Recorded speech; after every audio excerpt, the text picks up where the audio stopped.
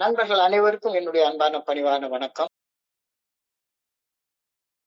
இறைவனோட அருளாலையும் தோழமையில இணைந்து செயல்படுவதால் நான் பெற்றுக்கொள்ளக்கூடிய அனுபவம், தெம்பு, நம்பிக்கை ஆகியவற்றாலும் இன்னைக்கு ஒரே ஒரு நாள் நான் குடிக்கல, தெளிவா, மன நிறைவா, அமைதியா வாழ என்னாலான எல்லா முயற்சிகளையும் செய்து கொண்டு இருக்கின்றேன்.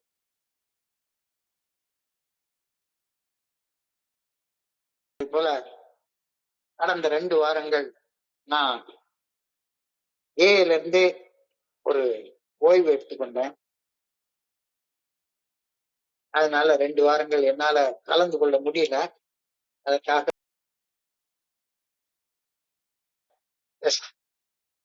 அது எனக்கு தேவைப்பட்ட ஒரு ஓய்வு. அதை நான் எடுத்துக்கொண்டேன். இந்த உலக தமிழ் நண்பர்கள் குழு மனசாட்சியின் தீர்மானத்தின் அடிப்படையில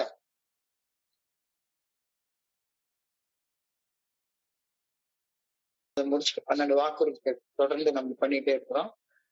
அதுல 6 வாக்குறுதிகளை நிறைவு செய்து கொண்டு 7வது வாக்குறுதியை இன்னைக்கு பார்க்க இருக்கிறோம். மறுபடியும் ஒரு விஷயத்தை நான் தோழமையின் ஆல்கஹாலிக்ஸ் அனானிமஸ் அப்படின்ற பெரிய புத்தகத்துக்கு ஆரம்ப காலத்துல வச்ச பேர் வந்து த வே அவுட், வெளியேறும் வழி அப்படின்னு தான் பேர் வச்சாங்க. ஆனா அந்த வே அவுட்ன்ற பேர் வந்து வேற பல புத்தகங்களுக்கு இருந்தது எடுத்து வச்சு நம்முடைய தோழமை குழுவத்துக்கும் அதே பேரு நிலைச்சு நின்றுச்சு. இந்த பெரிய புத்தகம் ஆல்கஹாலிக்ஸ் அனானிமஸ் என்ற பெரிய புத்தகம்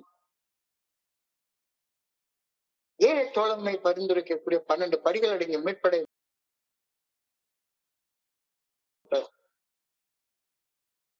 பெரிய புத்தகத்துல தோழமை பரிந்துரைக்கக்கூடிய 12 படிகள் அடங்கிய மீட்படை செயல் திட்டத்தை வாழ்க்கையாக வாழ்வதால் கிடைக்க வல்ல பலன்களை 12 வாக்குறுதிகளாக தொகுத்து எந்த இடத்துல கொடுத்துருக்காங்க அப்படின்னு சொல்லி பார்த்தா 9th ஸ்டெப் வரைக்கும் எக்ஸ்பிளைன் பண்ணிட்டு 9th ஸ்டெப் எக்ஸ்பிளனேஷன் முடிஞ்சதுக்கு அப்புறமாக 10th 11th 12th step explanation ஆரம்பிக்கிறது வாக்குறுதிகளை ஆலோசனைகளாக நமக்கு கொடுத்திருக்கிறாங்க. வாக்குறுதிகளை கொடுக்கறதுக்கு முன்னால ஒரு நிபந்தனை வாக்கியத்தை கூறிட்டு அதுக்கப்புறமா வாக்குறுதிகள் ரொம்ப முக்கியமான வாக்கியம். If we are painstaking at this stage of progress, we will be amazed when we are halfway. இந்த வாக்கியத்தை சொல்லிட்டு தான் 12 வாக்குறுதி. We will be amazed when we are halfway through. So 9 படிகள் வரைக்கும் நாம வந்து கொஞ்சமா முன்னேறி ஒரு நிலைக்கு வந்து நிக்கிறோம். 9 படிகள் செஞ்சு முடிச்ச உடனே நாடி நரம்பெல்லாம் தளர்ந்து போயிடுது. வந்தா 12 படிகள் அடங்கிய மீட்படையும் செயல் திட்டத்தை பத்தியே பேசிட்டே அலையணுமா? இதையே வாழ்க்கையா வாழணுமா? எரிச்சலா இருக்க. 9 படிகள் செஞ்சதுக்கு அப்புறமாகவும் இன்னமும் எவ்வளவு தூரையா போனோம். வழிமுறைகள்னு சொல்றாங்க, வாழ்நாள் முழுக்க செய்ய வேண்டிய வழிமுறைகள்னு சொல்றாங்க. இதெல்லாம் நமக்கு தேவையா அப்படின்ற மாதிரியான ஒரு எண்ணம் வர்றப்ப மனசுக்குள்ளார ஒரு சோர்வு, ஒரு வலி இயற்கையாக உண்டாகும். பொதுவா தோழமையில வளர்ச்சியும் இதற்கு விதிவிலக்கா கிடையாது. வளர்ச்சினாலே வலியோட இணைந்துதான் வளர்ச்சி இருக்கும். வளர்ச்சியின் இந்த காலகட்டத்தில் இயற்கையாக உருவாகும் வலிகளை சகித்துக் கொண்டு வளர்ச்சியின் இந்த 10, 11, 12 ஆகிய வழிமுறைகளை செய்தால் நமக்கு வாழ்க்கையில சில பலன்கள் கிடைக்கும்.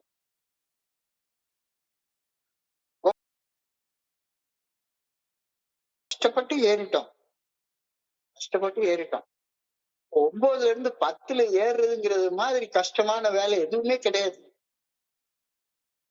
10க்கு அப்புறம் 11, 11க்கு அப்புறம் 12 இது ரெண்டும் சாதாரணமான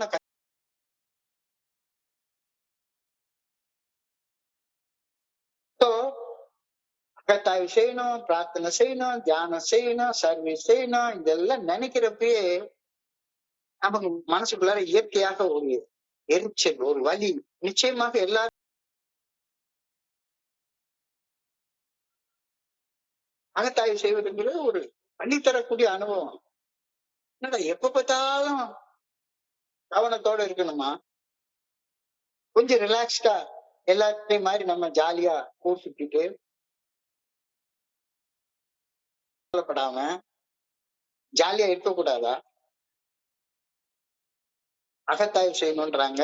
அகத்தாய்வு செய்து முடிச்சதுக்கு அப்புறமா தியானம் மற்றும் பிரார்த்தனை ஆகிய சாதகங்களை தொடர்ந்து செய்து இறையர் பேராட்டுடன் எனக்கு ஏற்கனவே கொள்ளவும், நான் எதுக்கு படைக்கப்பட்டேன், என்னுடைய படைப்பின் நோக்கம் என்ன, அந்த படைப்பின் நோக்கத்தின்படி வாழ்வதற்கான சக்தியை கேட்டு அப்படி வாழ்றது, எல்லா படிநிலை பரிந்துரைகளை பின்பற்றி வாழ்வதன் பலனாக பெறக்கூடிய ஆன்மீக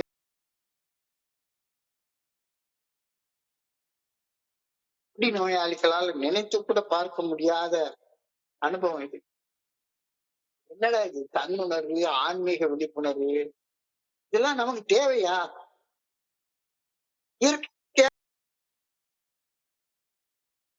இருந்தோமா, 4 பேருக்கு சர்வீஸ் பண்ணோமா, மேக்கப் எடுத்து போட்டோமா, ரூம பெருக்கணுமா, ஏதாச்சும் ஈவெண்ட் அரேஞ்ச் பண்ணோமா, இந்த மாதிரி எளிமையா உள்ள வேலைகள் செஞ்சுட்டா பத்தாதா?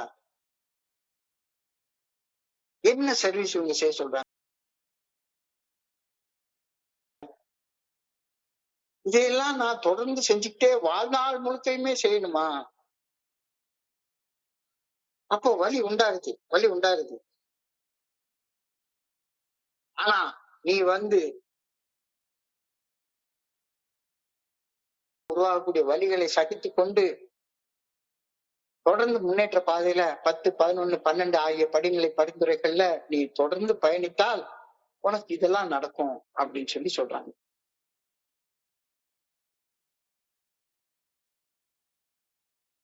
பார்த்தோம், ஒரு புதிய விடுதலையும், ஒரு புதிய சுதந்திரத்தையும், ஒரு புதிய மகிழ்ச்சியையும் நாம காண்போம். அதாவது இந்த புதிய விடுதலை, புதிய மகிழ்ச்சி, புதிய சுதந்திரம், இது எல்லாமே 1வது படியில 1வது படிக்குள்ள 12வது படி நிலை பரிந்துரையை முழுமையாக செய்து முடிக்கிறப்பதான் உண்மையான விடுதலை, உண்மையான சுதந்திரம், உண்மையான ஆனந்தம், உண்மையான மகிழ்ச்சி இதெல்லாம் கிடைக்கும்.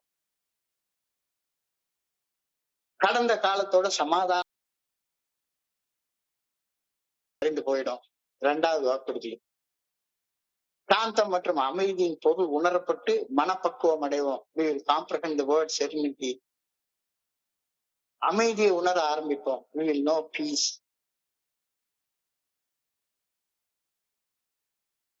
கடந்த கால அனுபவங்கள் பயன்படுத்தப்படுவதை நம்மளுடைய கடந்த கால அனுபவம் குப்பை மாதிரி நினைச்சிட்டு இருந்தோம்.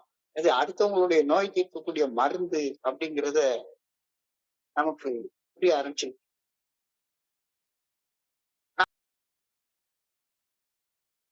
போய்விடும், கழிவிறக்கம் போயிடும், பயனற்ற தன்மை மறைந்துவிடும் அப்படின்னு இது வரைக்கும் 6 வாக்குறுதிகள் நாம பார்த்தோம். இந்த 6 வாக்குறுதிகளும் எப்படி நம்ம வாழ்க்கையில நிறைவேறுது 6 வாரங்களாக பார்த்தோம். இப்ப 7வது வாக்குறுதி. We will lose interest in selfish things and gain interest in our fellows. இது 7வது வாக்குறுதி. We will lose interest in selfish things. தன்னலத்துடன் செயல்படுறதுல உள்ள நாட்டம் குறைந்து சக மனிதர்களுக்கு பணி செய்து வாழ்கிறதுல நாட்டம் அதிகரிக்கும் அப்படின்ற வாக்குறுதி இன்னைக்கு கொடுக்கப்பட்டது. தன்னலத்தோட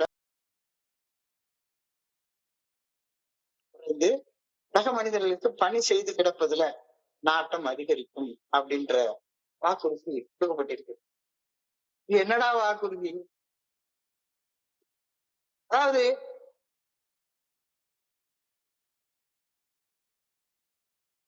is an extreme example of self-will run riot. சுய சித்தத்தால சர்வத்தையும் நாசம் செய்து கொண்ட ஒரு மனிதனுக்கு ஒரு உதாரணம் சொல்லணும்னா அது ஒரு குடிநோயாளி தான். இன்னைக்கு அழகா விநாயகம் சொன்னாரு, selfishness and self centredness that we think is the root cause of all our troubles. பிரச்சனைகளுடைய ஆணி வேர் எது அப்படின்னு சொல்லி கேட்டா, தன்னலத்தோடையும் தன்முனைப்போடையும் செயல்படுறதுதான் நம்முடைய தன்னலத்தோட தன்முனைப்போட நான் நினைச்சதுதான் நடக்கணும், எனக்குதான் எல்லா இடத்துலயும் மையமான இடம் கிடைக்கணும் அப்படின்ற சிந்தனை தான் நம்முடைய பிரச்சனைகளுடைய ஆணிவேர். செல்ஃபிஷ்னஸ் தோல்வை பரிந்துரைக்கக்கூடிய 12 படிகள் அடங்கிய மீட்புடைய செயல் திட்டத்தை வாழ்க்கையாக வாழ்ந்தால் நமது பிரச்சனைகளின் ஆணிவேர் நம்ம கிட்ட இருந்து அகற்றப்படும் அப்படின்ற வாக்குறுதி நமக்கு கொடுக்கப்படும். வாக்குறுதியில நம்ம பிரச்சனைகளுடைய ஆணிவேர் நம்ம கிட்ட இருந்து அகற்றப்படும் அப்படின்ற ஒரு வாக்குறுதி கொடுக்கப்பட்டிருக்கு. எப்ப அகற்றப்படும்?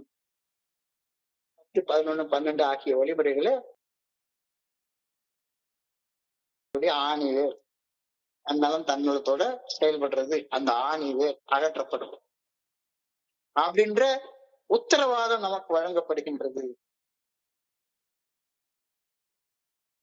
அச்சம், அகங்காரம் நோயாளிகள் வாழ்க்கையில அனுபவிக்கக்கூடிய எல்லா முரண்பாடுகளையும் வேதனைகளையும் உருவாக்குது. அதாவது நான் என்னுடைய வாழ்க்கையை பின்னோக்கி பார்த்தேன்னா சரிதான்,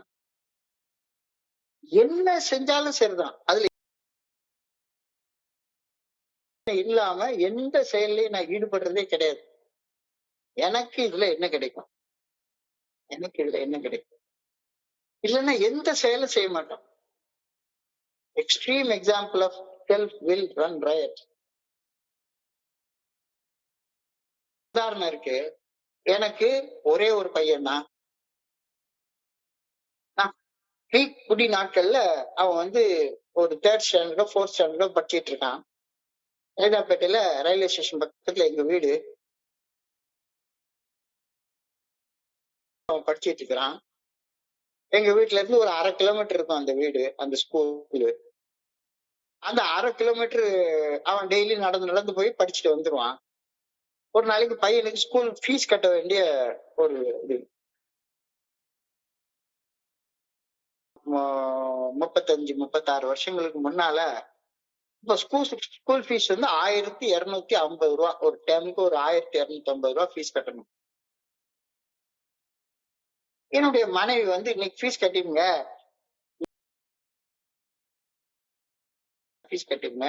அப்படின்னு ஒரு 1500 ரூபாய் எடுத்து கொடுத்தாங்க. 1500 ரூபாய் எடுத்து கொடுத்த உடனே என்னடா இது 1250 ரூபா தான் ஃபீஸ், 1500 ரூபாய் எடுத்து தர்றாங்களே, 250 ரூபாய் எக்ஸ்ட்ரா இருக்க, ஆஹா இருக்கு கையில அப்படின்னு சொல்லி நினைச்சுக்கிட்டு நடந்து போறேன். பையனை கூட்டிட்டு பேரண்ட் டீச்சர் மீட்டிங்ல அட்டன் பண்ணிட்டு ஃபீஸ் கட்டுற கவுண்டருக்கு போய் 1250 ரூபா கொடுத்தா அவங்க இன்னொரு 250 ரூபா கொடுங்க, ஸ்பெஷல் ஃபீஸ் ஒண்ணு தெரிஞ்சுதான் கொடுத்துட்டாங்க. 1450 ரூபா ஃபீஸ், 50 ரூபா இந்த மனுஷன் எனக்காச்சும் வச்சு பையனுக்கு ஏதாச்சும் ஒண்ணு வாங்கி கொடுப்பாங்க அப்படின்னு சொல்லி 1500 ரூபா கொடுத்து அனுப்பியிருக்காங்க. 1500 ரூபா கொடுத்த உடனே 50 ரூபா மிச்சம் கொடுத்தாங்க. அந்த காலத்துல குவார்டர் பாட்டிலே 13 ரூபா 14 ரூபா தான்.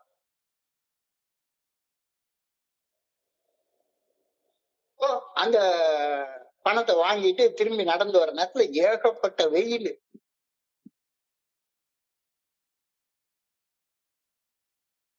பெப்சி வாங்கி கொடுங்க, ஒரு கோக்கு வாங்கி கொடுங்க அப்படின்னு சொல்லி கேட்கணும். எனக்கு 50 ரூபாயில இருந்து 1 ரூபாய் செலவு பண்றது கூட பிடிக்கல. ஏன்னா 50 ரூபாய் முழுக்க முழுக்க முழுக்க முழுக்க நான் குடிக்கணும் அப்படின்ற தன்னல எண்ணம் இருக்கிற நேரத்துல படிக்கிற பையன்ட்ட கோக்கு குடிச்சா உடம்பு கேடு, அது கேடு, இது கேடு, கோக்கெல்லாம் குடிக்க கூடாது, வீட்டுக்கு வா நான் அவனுக்கு லெமன் ஜூஸ் போட்டு தர்றேன், அதான் இதான்னு சொல்லிட்டு அவனுக்கு என்னென்னமோ பதில் சொல்லி வீட்டுக்கு கூட்டிட்டு வந்துட்டு அவனுக்கு லெமன் ஜூஸ் போட்டு குடிச்சிட்டு விடாம ஒரு பைசா விடாம அந்த பணத்தை வச்சு கூட்டிக்கணும் அப்படின்ற ஒரு செல்பிஷ் மோட்டிவ். அங்க போய் 50 ரூபாய்க்கு பாட்டில வாங்கிட்டு ஒரு கோக்கு வாங்கிட்டு வாங்கி குடிச்சிட்டு இருக்கிறேன். அப்ப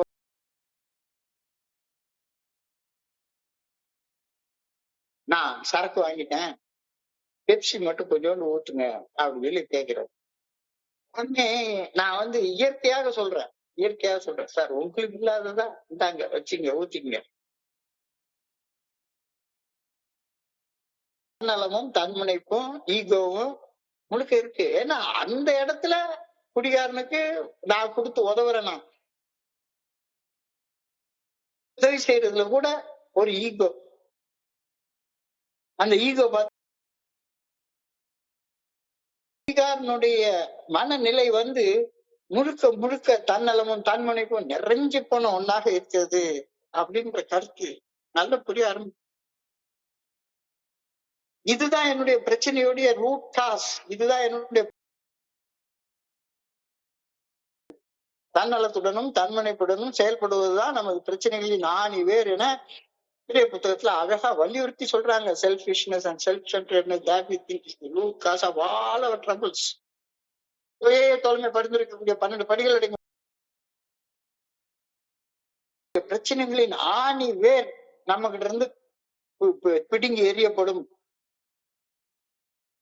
அது தானா நடக்காது, நம்ம ஏதாவது ஒண்ணு செஞ்சாதான் நடக்கும் அப்படின்ற கருத்து இன்னைக்கு வாக்குறுதிகள் மூலமாக சிந்திக்க. We will lose interest in selfish things and gain interest in our fellows. நான் ஆரம்ப காலகட்டத்துல ஏஏல வந்து இந்த heat of group, courage group,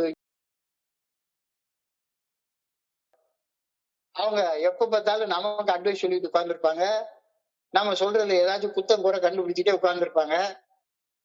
செவ்வாய்க்கிழமை வெள்ளிக்கிழமை தாம்பரம் குரோம்பேட் இந்த குரூப்புக்கு போனா போதும்,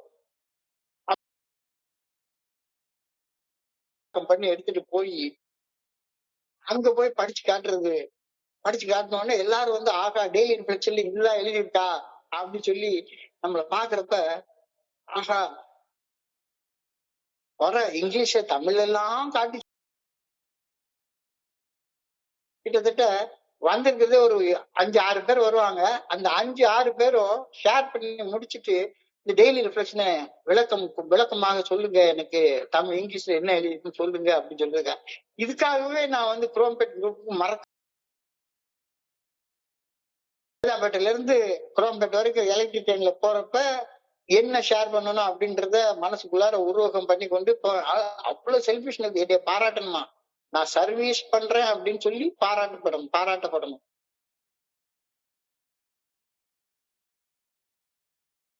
தமிழாக்கம் பண்ணாரு, எல்லாரும் நம்மளை பாராட்டு புகழ்ந்து பேசணும். இதுக்காகவே வேலை செய்யறது. ஆணவம், அகங்காரம்,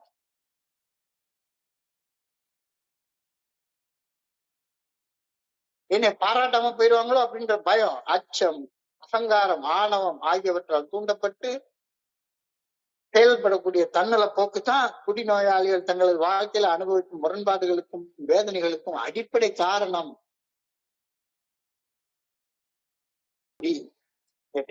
கண்டுபிடி.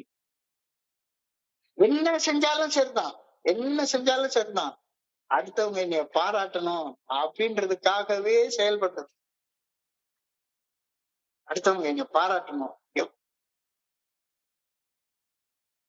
10 மணிக்கு வந்து உட்காந்து குரூப்பை கிளியரா திறந்து வச்சு கூட்டி இதெல்லாம் பண்ணி வச்சுட்டு இருக்கான்.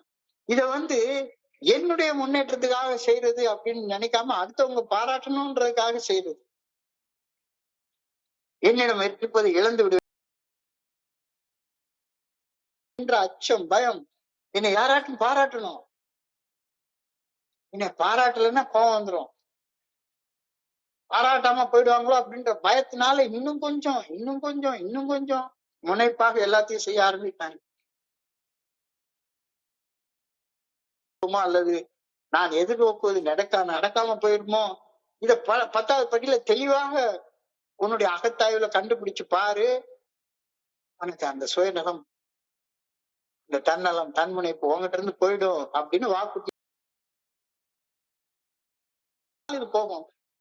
இல்ல, என்ன அறியாம மறுபடியும் நானுமே அடுத்தவங்க பாராட்டுறதுக்காக எல்லா செயலையும் செஞ்சுக்கிட்டே இருந்தேன்னா இந்த வாக்குறுதி நிறைவேறதுக்கு வாய்ப்பே கிடையாது.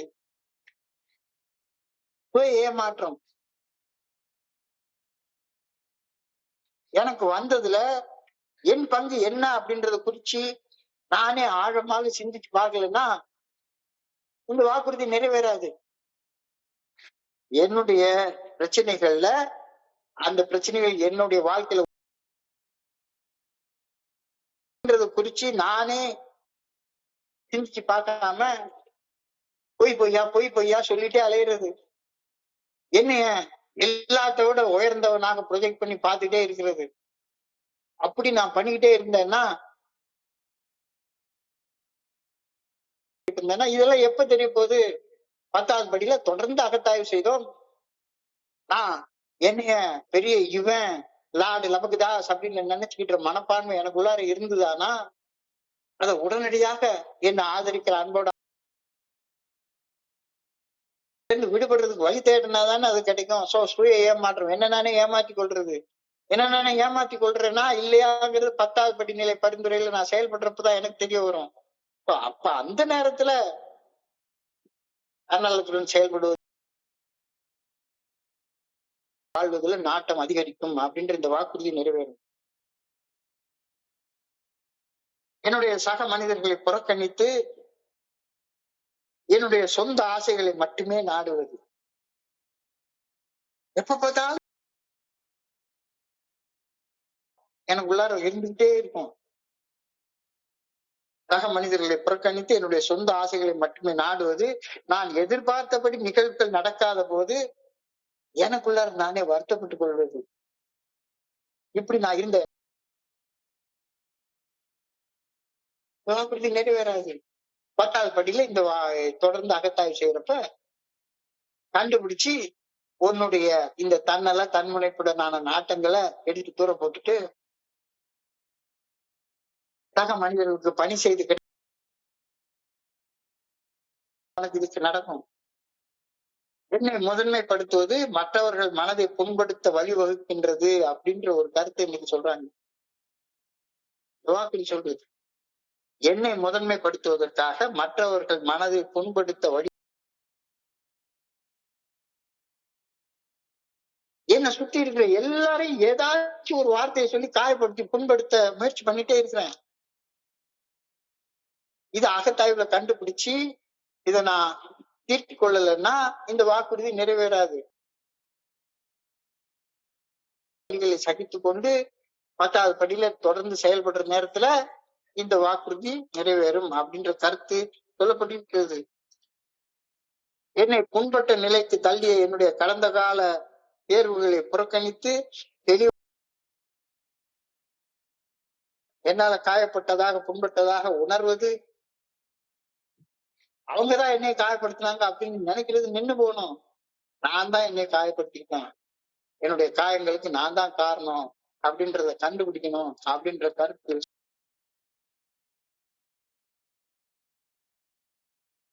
புத்தகத்துல அழகா எழுதிட்டாங்க. நம்மளுடைய குடி நோயாளி அகல கலா வல்லவர் அடை எடுக்கிறாருன்னு அந்த டி ராஜேந்தர் மாதிரி எல்லாமே அவர்தான். ஒரு நாடகத்தில் நடிகரை போல முழு உலகத்தையும் நானே நடத்த முயற்சிப்பது, அதனால நான் நடத்துற நாடகம் ஒழுங்காவே நடக்காது, யதார்த்தத்துக்கு கீழ்படுகிறது, எப்பவும் விரக்தியிலே இருக்கிறது. இப்படி இருக்கியா, தொடர்ந்து அகத்தாய்வு செய்து பாரு, எல்லாமே நான் நினைச்சபடியே நடக்கணும் அப்படின்ற ஒரு பிடிவாத குணத்தால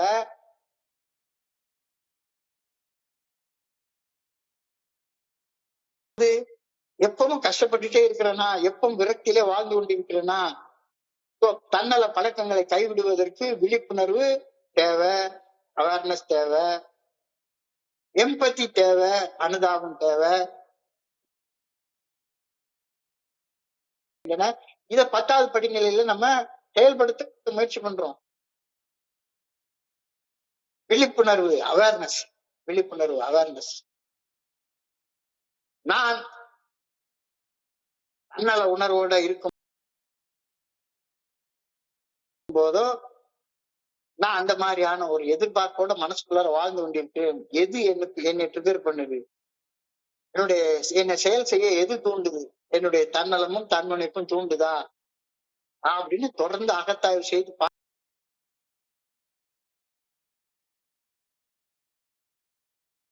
நான் தற்காப்பு உணர்வுடன் இருக்கும் போதோ அல்லது என்னை பற்றி மட்டுமே பேச விரும்பும் போதோ அதை 10வது படிநிலையில் செயல்படுவதன் மூலமாக நான்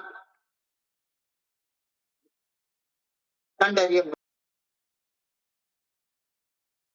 எனக்கு எந்த மீட்டிங்கு போனாலும் சரிதான், எந்த மீட்டிங் போனாலும் சரிதான். எனக்கு காது கொடுத்து கேட்க பிடிக்கவே பிடிக்காது. நான் பேசணும், அடுத்தவங்க கேட்கணும். எதுடா பெஸ்ட் மியூசிக் அப்படின்னு கேட்டா இளையராஜா என்னுடைய சொந்த வாய்ஸ் தான் எனக்கு பெஸ்ட் மியூசிக். நான் பேசணும், எல்லாரும் கேட்டுட்டே இருக்கும். நான் பேசணும், எல்லாரும் கேட்டுட்டே இருக்கணும். அனுமதி இல்லாமலே நான் பேசிட்டே இருக்கேன். இந்த 10வது படிநிலையில நீ அகத்தாய்வு செய்து கண்டுபிடிச்சு பாரு.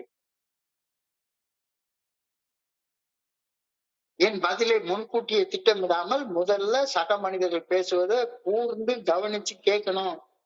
இந்த கவனிச்சு தன்மணிப்பு தான் ரொம்ப இருக்கும். சக மனிதர்கள் மீது நாட்டம் எல்லாம் உருவாகாது. என்னை பத்தி மட்டுமே நான் தான் பேசிட்டே இருக்கணும், நான் தான் பேசிட்டே இருக்கணும் அப்படின்ற ஒரு நாட்டம். ஆண்டவன் ஒரு வாயவும் 2 காது பஞ்சை எடுத்து வாயில வச்சு அடைச்சிட்டு காது கொடுத்து கேளு. ஏன் 2 காது 1 வாய் கொடுத்திருக்கிறான்? 2 மடங்கு கேளு, 1 மடங்கு பேசு. 2 மடங்கு கேளு, 1 மடங்கு பேசு. அப்ப இந்த வாக்குறுதி நிறைவேறும். அக்செப்ட் ஃபீட்பேக், பின்னூட்டத்தை ஏற்றுக்கொள். யாராச்சும் என்னுடைய ஸ்பான்சரோ குருஜியோ என்னை பத்திய ஒரு விளக்கத்தை கண்டுபிடிச்சு சொன்னாங்கன்னா என் செயல்களை பற்றி என்னுடைய ஸ்பான்சரோ என்னுடைய குருஜியோ அல்லது என்னுடைய சக மனிதர்களோ நான் வெறுக்க ஆரம்பிச்சிடுவேன். என் செயல்களை பற்றி என்னுடைய சக மனிதர்கள் என்ன கூறுகிறார்கள் என்பதை கோபப்படாம நான் கேட்க கத்துக்கிறேன்னா அப்பதானே இந்த வாக்குறுதி நிறைவேறும். இப்போ 10வது படியில இந்த வாக்குறுதி நிறைவேறும். அவேர்னஸ், நான் எப்படி இருக்கேன் அப்படின்றது. 2வது அனுதாபம், எம்பத்தி. என்னுடைய கண்ணோட்டத்தை மாற்றணும். ஸ்விட்ச் perception, try to see things from the other people's angle. நான் எப்பவுமே என்னுடைய கண்ணோட்டத்தை தவிர வேற எந்த கண்ணோட்டத்துல இருந்து பார்க்க முயற்சி செய்யணும். அப்பதான் இந்த ப்ராமிஸ் நிறைவேறும். நான் எப்பவுமே எல்லாத்தையும் என்னுடைய கண்ணோட்டத்துல இருந்து மட்டுமே பாக்குறேன்னா ஒரு விஷயத்துக்கு 3 கோணங்கள் உண்டு. ஒண்ணு என்னுடைய கோணம், இன்னொன்னு என்னுடைய சக மனிதனுடைய கோணம். நான் பார்க்க முயற்சி பண்றதே கிடையாது. அந்த மாதிரி யாராச்சும் நான் சொல்றது மேல கேள்விகள் கேட்டாங்கன்னா எனக்கு கோபம் பொத்துக்கிட்டு வந்துடும். கேள்விகள் கேளுங்க, ஆஸ்க் கொஸ்டின்ஸ். சக மனிதர்கள் எப்படி உணர்கிறார்கள் எப்படி சிந்திச்சு பாருங்க. கேள்வியில உண்மையாக பதில் சொல்ல பாருங்க. இல்ல கேள்வி கேட்டாலே கோபம் வருது அப்படின்னா சரிதான், சக மனிதர்கள் மேல எனக்கு அக்கறை இல்லைன்னு ஒரு அர்த்தமாயிடுது இல்ல. உணர்வுகளுக்கு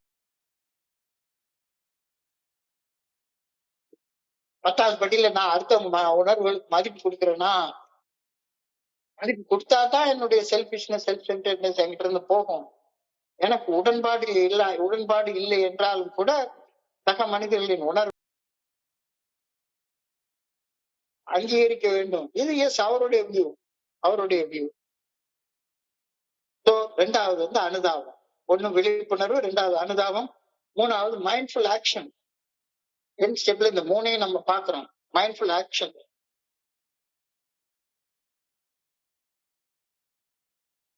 எதிர்வினை ஆற்றும் முன் நிதானிச்சு செயல்படுங்க.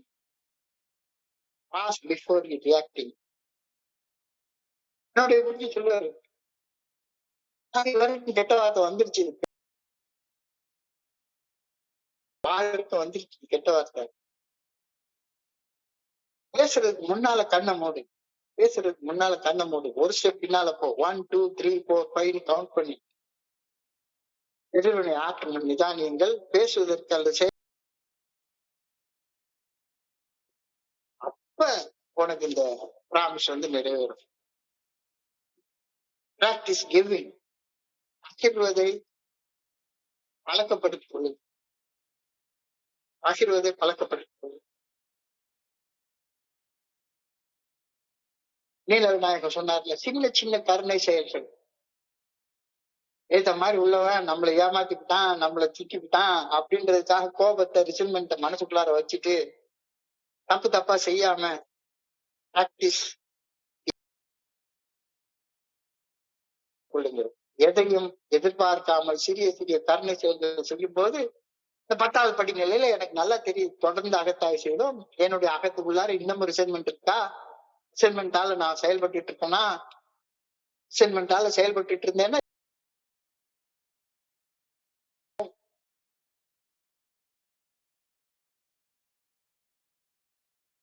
Spotlight, spotlight.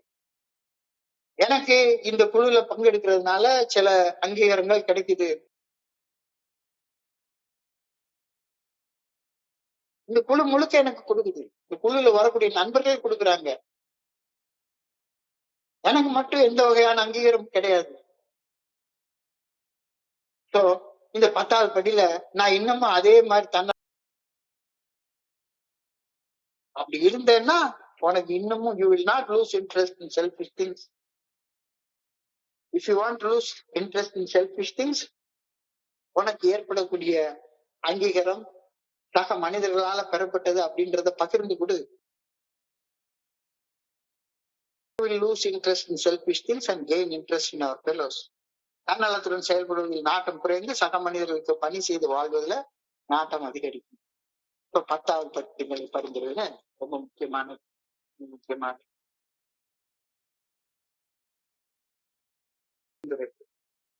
இருக்கிறதுலே ரொம்ப ரொம்ப ரொம்ப ரொம்ப கஷ்டமான ஒரு படிநிலை பரிந்துரைனா இதுதான். நான் கடந்த 2 வாரங்கள் உண்மையிலேயே ஒரு தியான இல்லத்திற்கு போய் இந்த தியான இல்லத்துல உண்மையிலேயே இருந்து ஒரு 12 கிலோமீட்டர் தள்ளி ஒரு மலை பகுதியில தனியா ஒரு ரூம்ல ஒரு அற்புதமான சாப்பாட்டோட 10 நாள் அங்க போய் தங்கியிருந்தேன். காலையில 5 மணிக்கு 4:30 மணிக்கு டம்முன்னு ஒரு பெல் அடிப்பாங்க. காலை கடன்கள் எல்லாம் முடிச்சுட்டு 5 மணிக்கு கரெக்டா அந்த ரூம்குள்ளார போயிடணும்.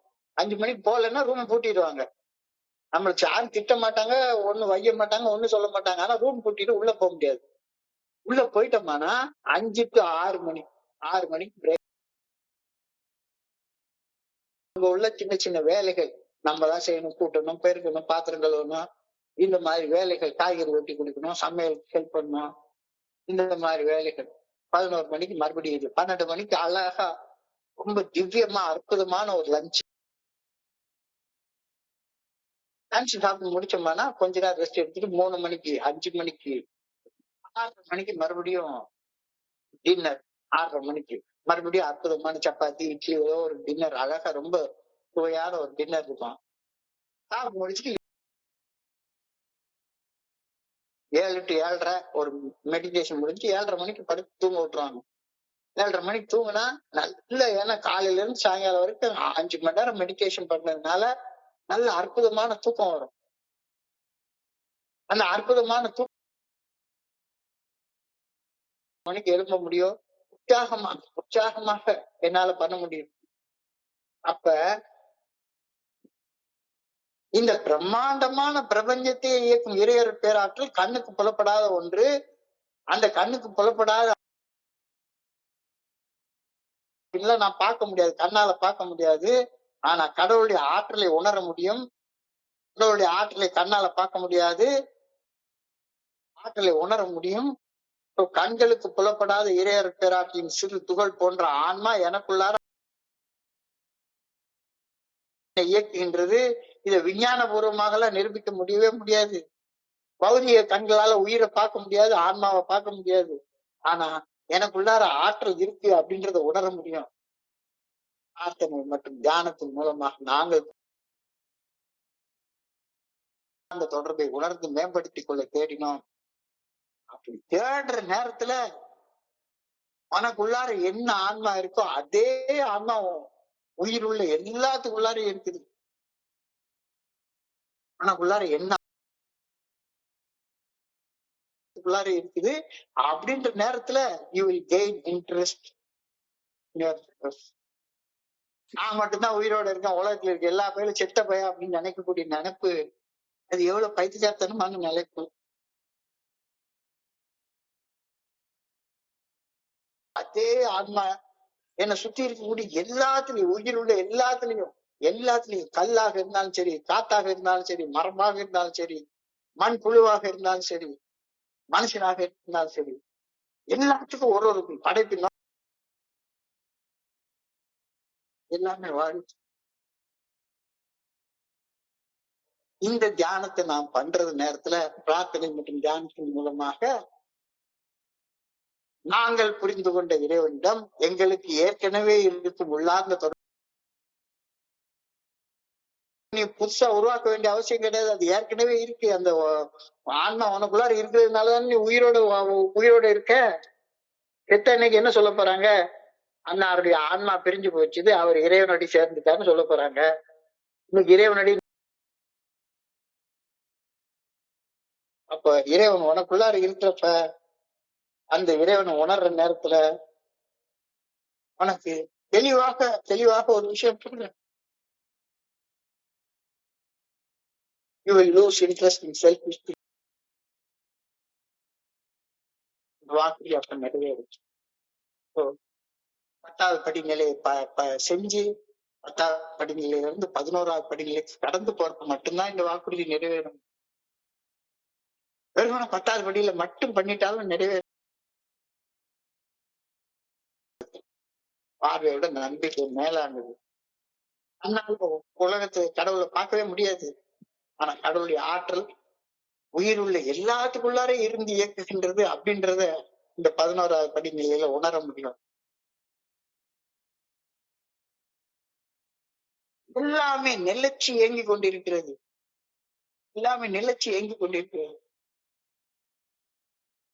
நம்பிக்கை கவலையை கைவிட உதவுகின்றது.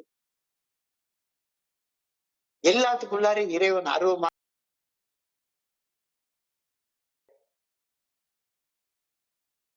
கவலைப்பட்டு என்ன பண்ண போறோம்? ஒண்ணுமே கிடையாது. இப்ப சக மனிதர்கள் மீது அக்கறை தானா வரும்.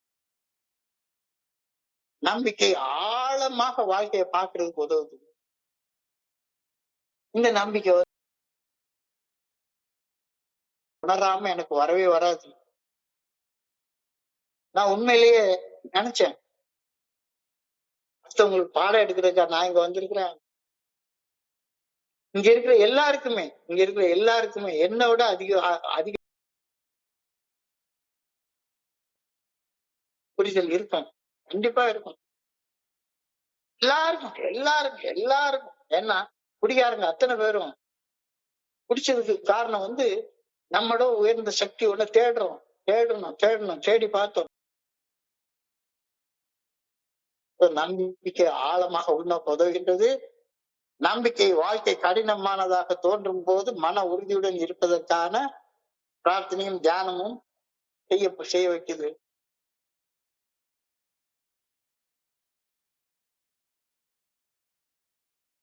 இந்த வாக்குறுதி செல்ஃபிஷ்னஸ் அண்ட் செல்ஃப் சென்டர்ட்னஸ் நம்முடைய பிரச்சனைக்கு அடிப்படை காரணமாக இருக்கக்கூடிய அந்த தன்னலமும் தன்முனைப்பும் எரியப்பட வேண்டும் என்றால், வேரோட களையப்பட வேண்டும் என்றால்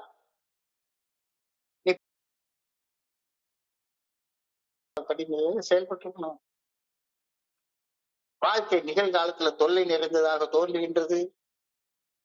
அன்னால் காணக்கூடிய தொல்லைகளை அதுல பார்வையை நிலைநிறுத்தாமல் தொல்லைகள் நிரந்தரமானது.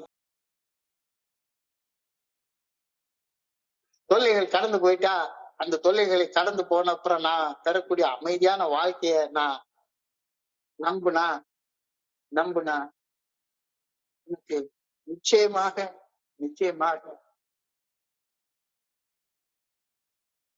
இருக்காது. இருக்கவே இருக்காது. நான் காணக்கூடிய கண்ணால காணக்கூடிய தொல்லைகள் கரைந்து கண் காணாமல் போகக்கூடிய தன்மையுடையவை. என்ன பிரச்சனையா இருந்தாலும் சார் கண்ணால் காண நம்மளுக்கு நிலைச்சு நின்றுட்டே இருக்கு. கண்ணால் காணப்படாத நிலையான அமைதி. இந்த பிரபஞ்சமே ஒரு அமைதியான இதுல ஒரு அழகான ஒழுக்கத்தோட சூப்பராக நிகழ்ந்து கொண்டே இருக்கிறது. சூப்பராக நிகழ்ந்து கொண்டே இருக்கு. எனக்கு ஷேரிங் கொடுக்கலன்னா கோவம் வந்துருது. உடனே போய் இன்னொரு குழு ஆரம்பிச்சிருவேன். எனக்கு பிடிக்கல எனக்கு பிடிக்கல. எங்கேயுமே என்னையே மையப்படுத்தி பார்க்கணும் அப்படின்ற ஒரு எண்ணம். Spiritual life depends upon the unseen. To live a spiritual life, I must believe in the unseen. கண்ணுக்கு புலப்படாத ஆன்மா என்னை இயக்குகின்றது. கண்ணுக்கு புலப்படாத இந்த ஆற்றல் இந்த பிரபஞ்சம் முழுக்க இயக்கிக்கிட்டு இருக்குது.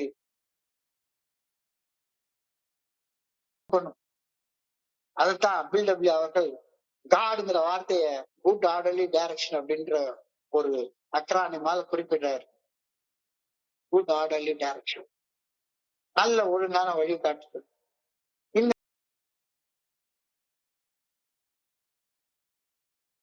நான் இந்த பிரபஞ்சத்துடைய இயக்கத்தோட ஒரு பகுதியாக மாறுறேன். இறையர் பேராற்றல் என்னையும் என்னை சுற்றி உயிருள்ள அனைத்தையும் உயிர் துடிப்புடன் இயக்குகின்றது. இந்த மறை உண்மையை உணரும் வரை யார் இருக்கிறா? பிரஞானம் பிரம்ம அப்படின்ற மகா வாக்கியம் வேதத்தில் எழுதப்பட்டிருக்கு. Consciousness is God. உள்ளார அருவமாக மறைவாக ராமலிங்க வள்ளலார் அழகா சொல்லுவாரு. அருள் என்றால் அருவம் பிளஸ் உள். அது உனக்குள்ளார இல்ல, சாதாரண கல்லுக்குள்ளாரே இருக்குது. ஒவ்வொரு கல்லுக்கும் ஒவ்வொரு அணு இருக்குது. அந்த அணுக்குள்ளார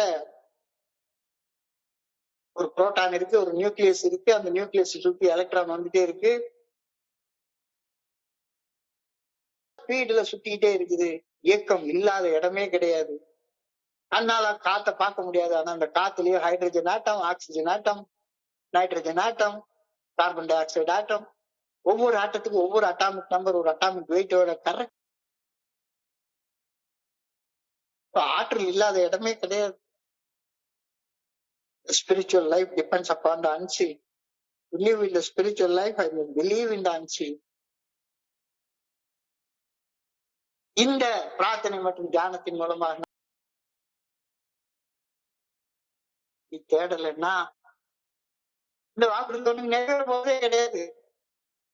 ஆனா வாக்குறுதி நிறைவேறணும் வாக்குறுதி விட்டு பேசிக்கிட்டே உட்கார்ந்துருப்பேன். இப்படி பேசுறது உனக்கு வேணுமா அல்லது இந்த வாக்குறுதி உன்னுடைய வாழ்க்கையில நிறைவேற வரேன்.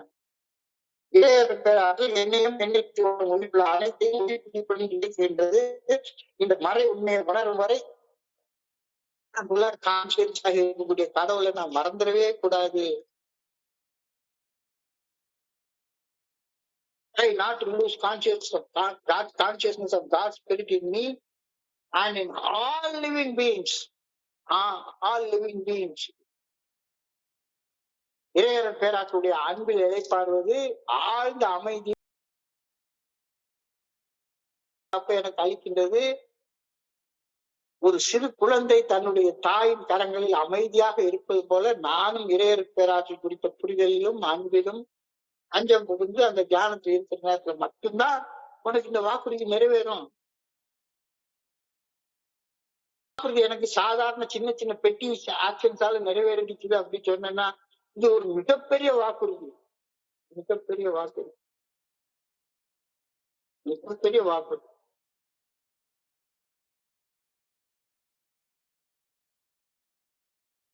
Interest in selfish things and we will gain interest in our fellows. அப்ப எனக்குள்ளார இருக்கக்கூடிய இறைவன் தான் என்னை சுற்றி இருக்கக்கூடிய எல்லாத்துக்குள்ளார இருக்கிறான்ற புரிதல் இல்லைன்னா உனக்கு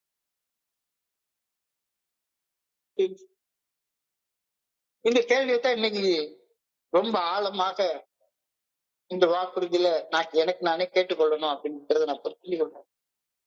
So, இந்த வாக்குறுதி நிறைவேறணும் அப்படின்னு சொன்னா இப்படிதான் எல்லாம் நடக்கணும் அப்படின்னு நினைச்சிட்டு இருக்கிற கவலையை விட்டு ஒழிக்கணும். அடுத்தவங்க கெட்ட பார்த்த போட்டு திட்டுறது விடணும். அமைதியாக இருக்க கத்துக்கணும். பாதுகாப்பை உணரணும்.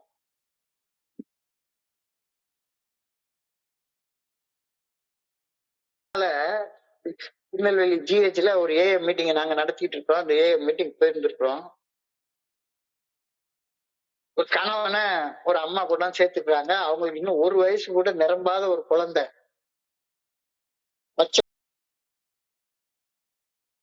அவங்க அம்மா தோல்ல படுத்து நல்ல டீப்பா தூங்கிட்டு இருக்குது. டீப்பா தூங்கிட்டு இருக்குது. மனைவி வந்து கணவனை கொண்டாந்து ட்ரீட்மெண்ட் சென்டர், அதாவது கவர்மெண்ட் ஜிஹெச்ல உள்ள ட்ரீட்மெண்ட் வார்டுல மோசமான நிலைமையில இருக்கிறாரு. இந்த அம்மா கண்ணீர். செலவு பண்றதுக்கு காசு கிடையாது. கவர்மெண்ட் ஹாஸ்பிட்டல் கொண்டாதான் போட்டிருக்கு. ஆனா இந்த கவலைகளுக்கு மத்தியிலையும் அந்த அம்மா தோல்ல அந்த குழந்தை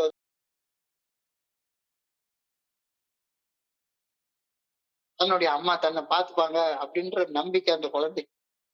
ஒரு சிறு குழந்தை தாயின் கரங்களில், தாயின் தோள்களில் அமைதியாக உறங்குவது போல, அமைதியாக இருப்பது போல, நானும் இறையர் பேராற்று குறித்த புரிதலிலும்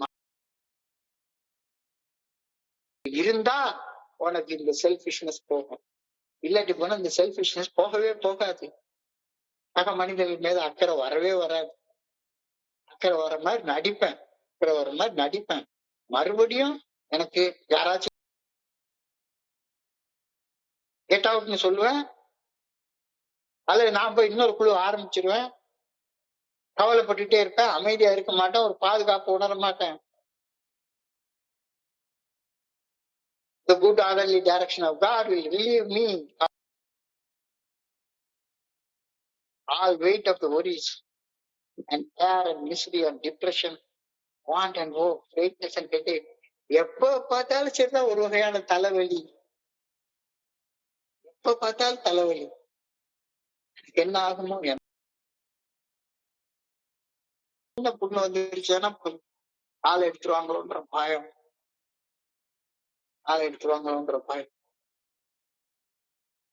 பற்றுக்களை விட்டு விட்டு இறையர் பேராற்றின் நல்ல ஒழுங்கான வழிகாட்டுதலை உறுதியாக நம்புவது கவலை மற்றும் சோகம். உனக்கு இந்த பிராமிஸ் நிறைவேறும். என் மனதில் பாரத்தை உணர வைக்கும் நினைவுகளை என் சக நண்பர்களோட கூட பகிர்ந்து கொள்வது, ஊக்கமளிக்கும் வார்த்தைகளை படிப்பது, என் இதயத்திலே கூடிய வழிகளை பகிர்ந்து அதான் சர்வ காலமும் என்ன தியாச்சி யோசிச்சுக்கிட்டே இருக்காத. மனசுக்கு கொஞ்ச நேரம் ரெஸ்ட் கொடு. நான் இந்த 10 நாள் 2 வாரம் இங்க வராத நேரத்துல மனசுக்கு ஓய்வளிச்ச நேரம் தான். அமைதியாக எந்த சிந்தனையும் இல்லாம எந்த போட்டாங்க. சாப்பிட்டதுக்கு அப்புறமா வந்து உட்கார்ந்து அமைதியாக எனக்குள்ளார இறைவன் என்ற ஆற்றல் இருக்கின்றது, இறையர் பேராற்றல் என்ற ஆற்றல் இருக்கின்றது. ஒரே ஒரு வார்த்தை கேட்பாரு, அயாம், நான் இருக்கின்றேன். அதான் கடவுளுடைய பேரா யெகோவா அப்படின்னா நான் இருக்கின்றேன், அவ்வளவுதான். நான் இருக்கேன். இருக்கிறது கடவுள் மட்டும்தான், எதுவுமே கிடையாது. என்னுடைய உடம்பு அழியக்கூடிய ஒரு உடம்பு, ஆனா எனக்குள்ளார அழியாத ஒரு ஆன்மா இருக்கின்றது.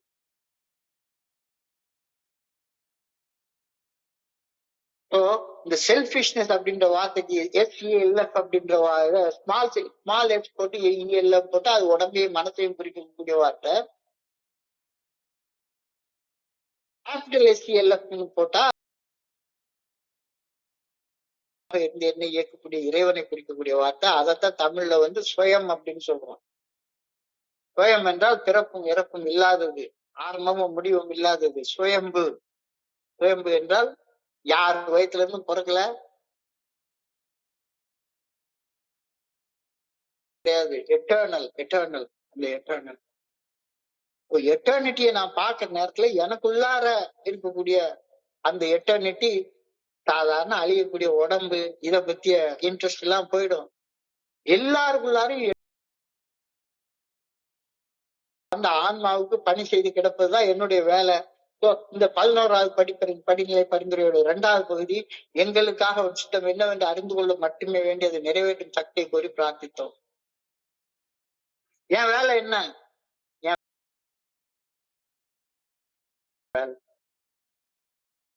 அந்த பணி செய்து கிடக்கிறதுக்கு எனக்கு சக்தி இல்லை. ஏன்னா எனக்கு அங்கீகாரம் கிடைச்சா மட்டும்தான் நான் பணியே செய்வேன். இல்லாட்டி போனா பணி செய்ய மாட்டேன். அது என்னுடைய மனநிலை. இந்த மனநிலையில இருந்து வெளியே வர்றதற்கு எனக்கு the glory of the unseen God. இந்த உடம்ப பார்க்காத. Lift up your eyes from the earth's troubles and view the glory of God.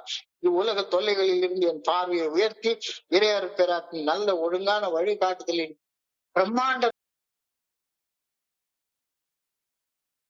உனக்கு சாதாரண இந்த உடம்பு மேல இருக்கக்கூடிய ஆர்வம் எல்லாம் தானா மறைஞ்சு போயிடும். சதா சர்வ காலம் என் சக மனிதர்களிடம் உள்ள நல்லதை மட்டுமே பார்க்க நான் முயற்சி செய்ய வேண்டும். என்னை சுற்றி வாழும் உயிர்களின் புற தோற்றத்தை கடந்து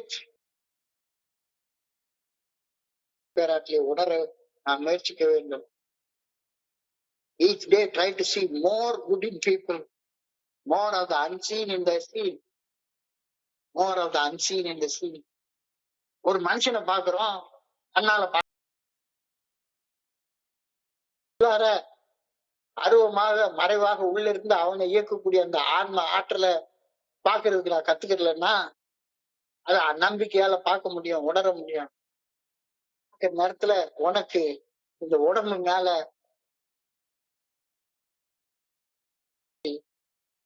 மேல உள்ள இது வந்துடும்.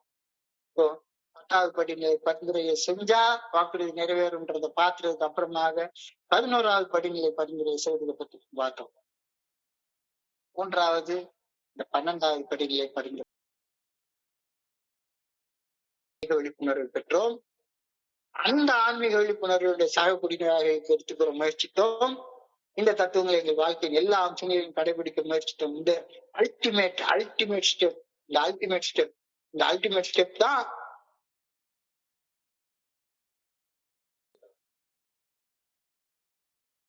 ஆன்மீக விழிப்புணர்வு. என்ன? என்னுடைய உடல் அழியக்கூடியது, என்னுடைய மனசும் ஒரு நாளைக்கு அழிஞ்சு போயிடும். உடம்பு மனசும் அழியக்கூடிய ஒன்று. ஆனால் எனக்குள்ளார மறைவாக உள்ளே ஆன்மா ஒரு நாளும் அழியாத ஒன்று. இந்த அழியாத ஒன்று அப்படின்ற ஆன்மீக விழிப்புணர்வு, தன்னுணர்வு நான் பெற்றுக்கொள்ற நேரத்துல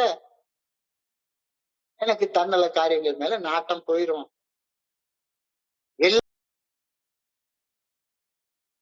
இருந்து இயக்கக்கூடிய அந்த இறையர் பேராற்றலுக்கு பணி செய்யறதுதான் என்னுடைய வேலை. என் கடன் பணி செய்து கிடப்பது அந்த தன்னுணர்வு. திருமூலர் அழகாக பாட்டு எழுதுறாரு, தன்னை அறிய தனக்கு ஒரு கேடில்லை,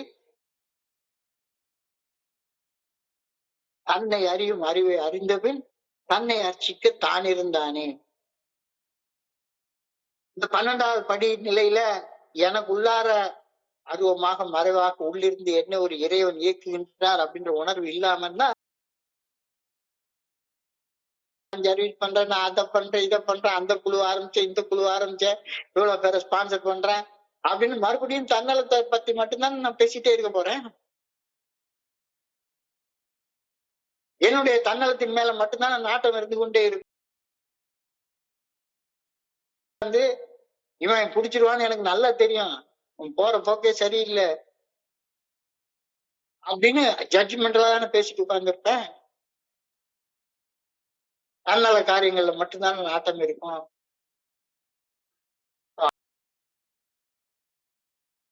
ஒரு ஆன்மீக விழிப்புணர்வை பெற்றோம். அந்த ஆன்மீக விழிப்புணர்வை என்னுடைய சக குடிநோயாளிகளுக்கு எடுத்துக்கூற முயற்சித்தோம். அதுக்கு பேர் தான் சர்வீஸ். அதுக்கு பேர் தான் சர்வீஸ்ன்னு ஏஏ தோழமை சொல்லுது அப்படின்னு நான் புரிஞ்சு.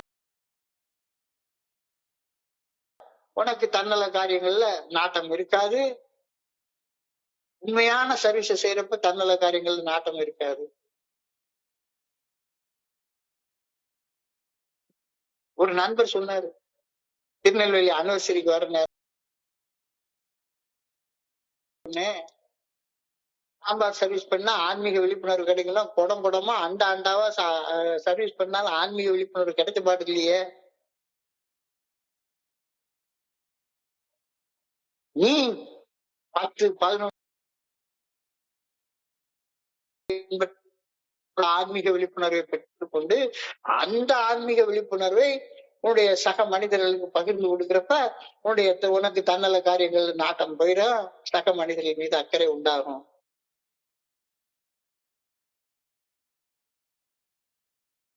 எல்லா அம்சங்களிலும் கடைபிடிக்க முயற்சி பண்ண. இந்த வாழ்க்கையில் உள்ள எல்லா அம்சங்களையும் கடைபிடிக்காம உனக்கு தன்னல நாட்டங்கள் போகவே போகாது.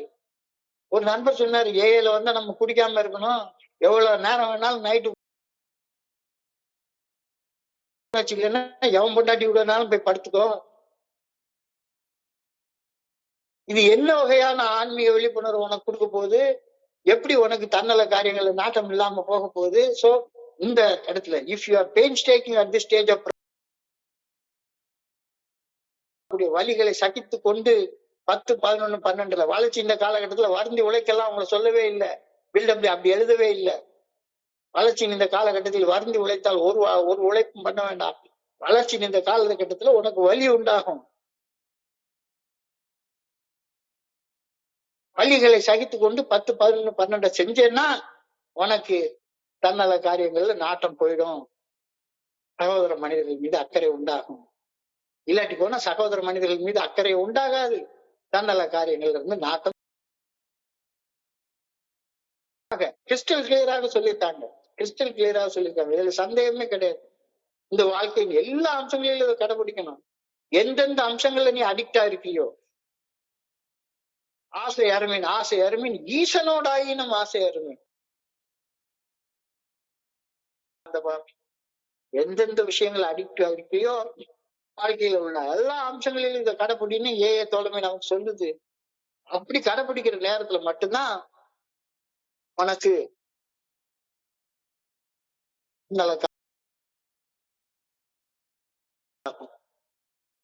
சகோதர மனிதர்கள் எல்லாரையுமே நீ கடவுளுடைய உருவமாக பார்க்க ஆரம்பிப்பார். இந்த புண்ணிய பூமியில தான் சின்ன குழந்தைய கூட கையெடுத்து கும்பிடக்கூடிய ஒரு பழக்கம் உண்டு. சின்ன குழந்தைய கூட. அப்ப அந்த குழந்தையோடைய மனுஷங்களை போய் கையெடுத்து கும்பிடல, அவங்களுடைய உடம்பு கும்பிடல, அவங்களுடைய அறிவை கும்பிடல, அவங்களுக்குள்ளார மறைவாக அருவமாக உள்ள இருந்து ஏற்கக்கூடிய அந்த இறைவனை கும்பிடுறோம். சகோதர மனிதர்கள் இயக்கக்கூடிய உயிர்கள். அப்ப 10, 11, 12 இந்த 3 படிகளை செஞ்சா இந்த வாக்குறுதி நிறைவேறும். செய்யலைன்னா இந்த வாக்குறுதி நிறைவேறாது அப்படின்னு சொல்றதாக நான் புரிஞ்சு கொள்றேன். சத்தியமா தலைகீழ நின்னாலும் இந்த if you are painstaking at this stage of progress 9ஆம் படி வரைக்கும் வந்துட்டோம். 10, 11, 12 செய்யணுமா அப்படின்னு வலி உண்டாகுது. அந்த வலிகளை சகித்து கொண்டு 10, 11 செய்யறதுல உனக்கு அமேசிங்கான ரிசல்ட் கிடைக்க ஆரம்பிக்கும். அமேசிங்கான ரிசல்ட் கிடைக்க ஆரம்பிக்கும் அப்படின்னு இந்த வாக்குறுதி சொல்றதாக நான் புரிஞ்சு கொள்றேன். இது என்னுடைய புரிதல். இது ஏஐயுடைய புரிதல் தான். நான் சொல்ல மாட்டேன். நான் என்னுடைய புரிதலை தான். என்ன சந்தேகங்கள் இருந்தாலும் நீங்க தாராளமாக இந்த நேரம் முடிஞ்சதுக்கு அப்புறமாக தாராளமாக கேட்கலாம். மிக ஆழமான வாக்குறுதி, மிக ஆழமான வாக்குறுதி. சதா சர்வ காலமும் என்னை சுற்றி வாழும் உயிர்களின் புற தோற்றத்தை கடந்து அனைத்தினுள்ளும் அருவமாக இருந்த அனைத்தையும் இயக்கும் இறையர் பேராற்றிய உணர நாம் முயற்சி செய்யறப்பா என்னிலே இருந்த ஒன்று யான் அறிந்ததில்லையே. எனக்கு உள்ளார என்ன இருக்குன்னு ஆட்டங்கள் இருந்தது மட்டும்தான் எனக்கு தெரியும். ஆனா என்னையே அறியாம எனக்குள்ளார ஒரு ஆற்றல் இருந்து என்ன உயிரோட வச்சிருக்குது. என்னிலே இருந்த ஒன்று யான் அறிந்ததில்லையே, என்னிலே இருந்த ஒன்று யான் அறிந்து கொண்ட பின் என்னிலே இருந்த ஒன்று யார் உணர்த்த வல்லரோ நேரத்துல உனக்கு உயிர்கள் எல்லாமே ஒண்ணு அப்படின்றது தெரிய வரும். we call it as a universe, we don't call it as a multiverse. எல்லாம் ஒண்ணு, ஒரே ஆதாரத்துல இருந்து தான் எல்லாம் வருது. இதன் இந்த வழிமுறைகளை பின்பற்றியதன் பலனாக ஒரு சக நண்பர்களோட பகிர்ந்து கொண்டு வாழ்க்கையில உள்ள எல்லா அம்சங்களிலும் அடிக்டாக இல்லாம சுதந்திரமாக வாழ நீ பழகி கொள்ளும் போது உனக்கு தன்னல காரியங்கள் நாட்டம் இருக்காது, சகோதர மனிதர்கள் மீது அக்கறை உண்டாகும் அப்படின்ற வாக்குறுதியை மிக ஆழமான வாக்குறுதி. இந்த வாக்குறுதியை பற்றி சிந்திக்கிறப்ப என் மனதை கடன் சென்ற சிந்தனைகள் கூட பகிர்ந்து கொள்ள நல்ல வாய்ப்பு உருவாக்கி கொடுத்த இந்த உலக தமிழ் நண்பர்கள் குழுவுக்கு என்னுடைய பணிவான நன்றிகளை தெரிவித்துக் கொள்றேன். இது வரைக்கும் பொறுமையாக கேட்ட ஒவ்வொரு நண்பருக்கும் என்னுடைய இனிமையான இரவாக இறைவனை பணியோட வேண்டிக் கொள்கின்றேன். நன்றி நன்றி நன்றி நன்றி நன்றி நன்றி. மிக்க நன்றி. அற்புதமான தகவல். மீண்டும் இந்த உலக தமிழ் நம்ம பிரார்த்தனையை முடிச்சுட்டு பின்னால கேள்வி பதில் ஏதேனும் இருந்ததுன்னா நம்ம பின்னால கேட்டுக்கலாம். ஒதுக்குவோம். பிரார்த்தனைக்கு போறதுக்கு முன்னால சார் நன்றி சொல்லிட்டு நான் பொறுப்பாளி நீங்க சொல்லுங்க. பாபு சார் நீங்க நன்றி சொல்லிட்டு நவம்பர் 21 படிங்க. 55 கூட நான் வந்துருவேன் சார். ஏன்னா இந்த மீட்டிங்ல தான் அந்த நவம்பர் 21 பிரார்த்தனையை வாட்டிக்கிறீங்க, அதுக்காகவே நான் வருவேன் அப்படின்னு